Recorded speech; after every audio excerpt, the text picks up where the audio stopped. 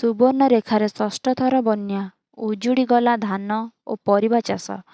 ସୁବର୍ଣ୍ଣରେଖାରେ ଷଷ୍ଠ ଥର ବନ୍ୟା ହୋଇଛି, ଯାହାଫଳରେ ରାସ୍ତାଘାଟ ଉବୁଟୁବୁ ହୋଇଛି, ତଳିଆ ଅଞ୍ଚଳ ଜଳାଜୀର୍ଣ୍ଣ ହୋଇଛି। ବାଲେଶ୍ୱର ଜିଲ୍ଲାରେ ସୁବର୍ଣ୍ଣରେଖାର କରାଳ ରୂପ ନେଇ ସବୁ ଛାରଖାର କରିଦେଇଛି। ସୁବର୍ଣ୍ଣରେଖା ନଦୀର ଜଳସ୍ତର କମିଛି, ହେଲେ ଚାଷୀଙ୍କର ମେରୁଦଣ୍ଡ ଭାଙ୍ଗି ଦେଇଛି ବନ୍ୟା। ହଠାତ୍ ମାଡ଼ି ଆସିଛି। ଭୋଗରାଇ ବ୍ଲକରେ 12ଟି ପଞ୍ଚାୟତର 60ଟି ଗାଁ ଏବେ ପାଣି ଘେରରେ ରହିଛି। କୁସୁଡ଼ା, ଗବଗା, କୁମ୍ଭୀରକଡ଼ି, କାଚୁଆଡ଼ି, ନାଚିନ୍ଦା, ପୁଟିଣା, ଦାରୁଆ, ଆରୁବାଧିଆ ପଞ୍ଚାୟତ ଏବେ ମଧ୍ୟ ପାଣି ଜମି ରହିଛି। 7 ଦିନ ହେଲାଣି ଧାନ ଗଛ ଉପରେ ପାଣି ରହି ଥିବାରୁ ଗଛଗୁଡ଼ିକ ପଚିଯାଇଛି। ପାଣି ଛାଡ଼ିବାକୁ ଆହୁରି 4 ଦିନ ସମୟ ଲାଗିବ ବୋଲି ଚାଷୀମାନେ କହୁଛନ୍ତି।